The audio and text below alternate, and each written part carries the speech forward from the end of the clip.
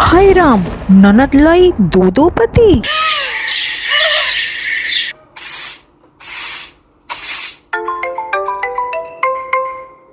Hello Meenal, अरे वाह, आज कैसे भाभी की याद आ गई? हम्म। हाँ हेलो भाभी। हाँ ऐसी कोई बात नहीं है, मैं तो आपको याद ही करती हूँ। अच्छा, चलो तो अब की बार आ रही हो ना दामाद जी को लेकर साथ में? हाँ भाभी, अब की बार मैं दोनों को लेकर आ रही हूँ साथ में। दोनों को?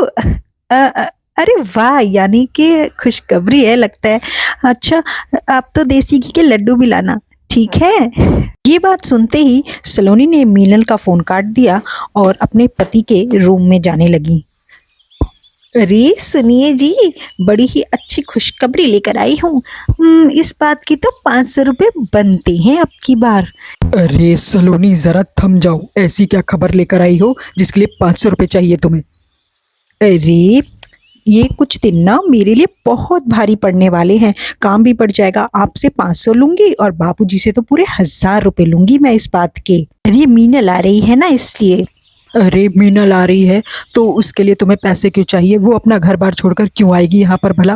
अरे आपके यहाँ का रिवाज है ना कि जच्चा बच्चा की जिम्मेदारी भाभी के ऊपर होती है, और मेरा काम भी पड़ जाएगा। याद है हमारे अंश के टाइम भी ऐसा ही हुआ था। अरे मीनल माँ बनने वाली है, ये तो बहुत ही अच्छी खुशखबरी सुनाई तुमने। हैं, लेकिन मैंने तो अभी कुछ बताया ही नहीं आपको। आपको पता कैसे चल गया कि बात क्या है? अरे मेरी समझदार बीवी, तुम अपना दिमाग उतना ही लगाओ जितना जरूरी है। इस खबर के मैं तुम्हें 500 नहीं पूरे 1000 रुपये दूंगा, और अभी बाबूजी को भी ये खुशखबरी देकर आता हूँ। आप नहीं, मैं दूंगी ये खुशखबरी बाबूजी को। उनसे पैसे भी तो लेने हैं खुशखबरी के। इसके बाद सलोनी बाबूजी के कमरे में जाती है और खुशखबरी सुनाती है। अरे वाह बहू, यही खुशखबरी सुनने के लिए तो मेरे कान तरस रहे थे। अभी मैं मीनल को फोन करके पूछता हूँ। बाबूजी आपको फोन करने की जरूरत नहीं, वो लोग कल आ रहे हैं, सब साथ बैठकर ही उन्हें शुभकामनाएं दे देंगे। हाँ बहू, तुमने बिल्कुल ठीक कहा। मैं तुम्हें भी आशीर्वाद देता हूँ कि अंश का छोटा भाई जल्द ही इस घर में आए। खुश रहो। हाँ खुश रहो, बस खुश रहने का आशीर्वाद दे दिया। पैसे तो बाबूजी ने निकाले ही नहीं, कंजूस। मुझे ही सारा काम करना पड़ेगा। इसके बाद सलोनी सारा काम करने में लग जाती है। और फिर अगली सुबह, अरे भाभी, ये आरती का थाल, इतनी सजावट, ये किस लिए? ये क्या हो रहा है? अरे बेटा, ये तेरे आने वाले बच्चे और तेरे स्वागत के लिए किया जा रहा है सब। मेरे बच्चे? अरे भाभी, आपने शायद गलत सुन लिया। मैं इन दोनों की बात कर रही थी, मेरे दोनों पतियों की बात कर रही थी। शायद आप लोगों को गलतफहमी हो गई। मीनल के पिता और भाई दोनों यह बात सुनकर गुस्से में आ जाते हैं और उसका भाई आगे बढ़ता है। अरे मीनल, ये क्या कह रही है? मुझे बहुत गुस्सा आ रहा है। भाई आप गुस्सा मत होइए, चलिए हम अंदर चलकर सारी बात करते हैं, मैं सब बताऊंगी। इसके बाद मीनल भाई और पिता को अंदर लेकर जाती है और सारी बातें बताती है। पिताजी, मैं और राजेश कॉलेज टाइम से ही एक दूसरे से प्यार करते थे, लेकिन राजेश की हैसियत हम लोगों से नीची थी। इस वजह से आप नहीं मानते, इसलिए हमने क्या फिर क्या हमने चुपके से जाकर एक मंदिर में शादी कर ली थी। भैया, मैं जानती थी कि आप और पिताजी इस रिश्ते के लिए कभी राजी नहीं होंगे, क्योंकि राजेश बहुत गरीब है। अरे मीनल, तुम्हें हमें ये सब पहले ही बता देना चाहिए था। तुम अब जो बता रही हो हमें। अरे भैया, मैं आपको सब कुछ बताने वाली थी, और राजेश बस में बैठकर हमारी बात करने आ ही रहे थे कि इनकी बस का एक्सीडेंट हो गया और इनकी बस खाई में जाकर गिर पड़ी। मुझे कुछ समझ ही नहीं आ रहा था। मुझे लगा कि मैंने राजेश को खो दिया है और अब हम दोनों कभी मिल नहीं पाएंगे। मुझे माफ़ कर दीजिए आप लोग। अरे मीनल, लेकिन तुम्हें हमें सब कुछ आगे बता देना चाहिए था। हाँ भाभी, मुझे आपको सब बता देना चाहिए था, इसमें मेरी ही गलती है। लेकिन मैंने सर्वेश जी को शादी से पहले सब कुछ बता दिया था अपने बारे में। अरे सर्वेश बेटा, तुम मीनल के बारे में सब कुछ जानते हुए भी शादी के लिए तैयार हो गए?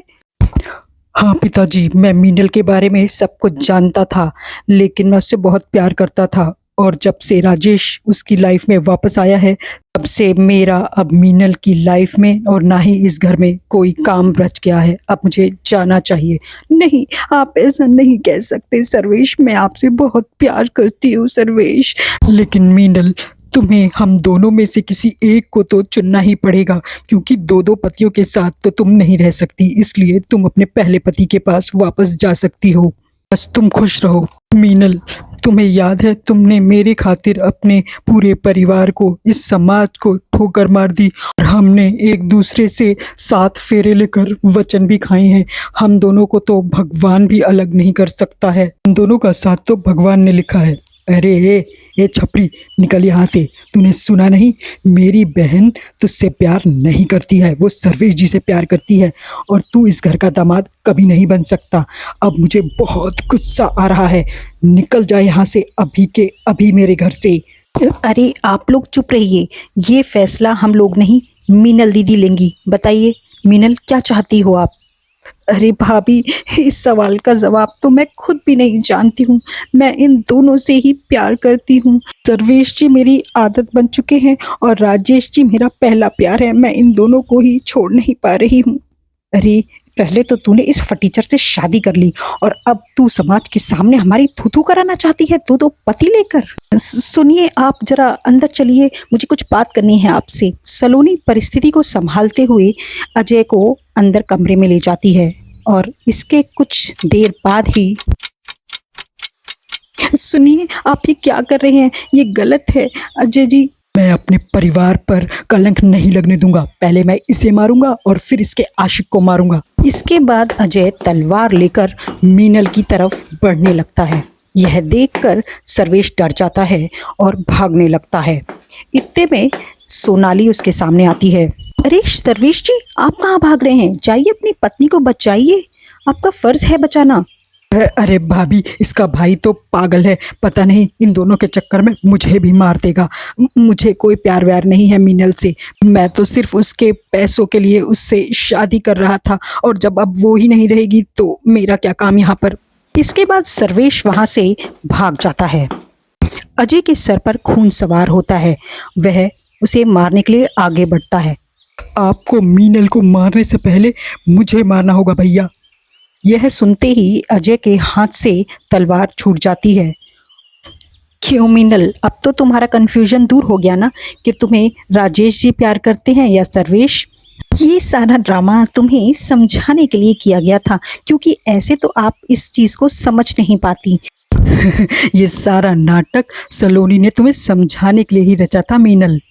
इसके बाद मीनल भागती हुई आई और अपनी भाभी के गले लगकर खूब रोई।